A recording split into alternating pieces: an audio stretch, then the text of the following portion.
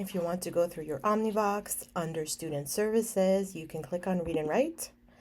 It will have the instructions on how to install Read and Write, including the link, which is texthelp.com. They are the people who created Read and Write. So once we go on their website, under products, we can select Read and Write. This is what we'd like to install. And if we scroll down a little where it says try Read and Write, there are all the different versions for iPads, for Mac computers, for Microsoft Edge browser, for an Android. Unfortunately, it's not yet there for an iPhone, but hopefully soon.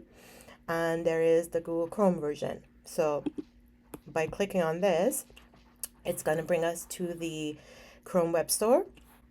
And so we can install the Chrome extension. There we go. It has been added to Chrome.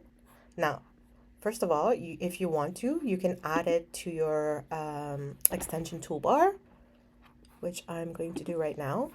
Now, the very first time you install it, you're going to go through your Gmail account, and so Read and Write will be associated with your Gmail account. We'll have to change that.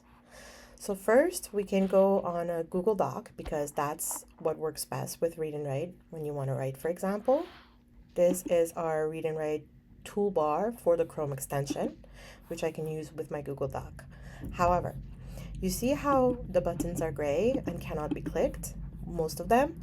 That's because, as I explained, Read and Write is connected with your Gmail account. It's not a free toolbar. Dawson has paid for a subscription, hence why you need to log in with your Dawson account. So click right here on these three little buttons, go into the settings, and then under the Accounts tab, you'll see that you're logged in with your Gmail. So you will have to click on Sign in with Microsoft and essentially sign in with your Dawson email address. There we go.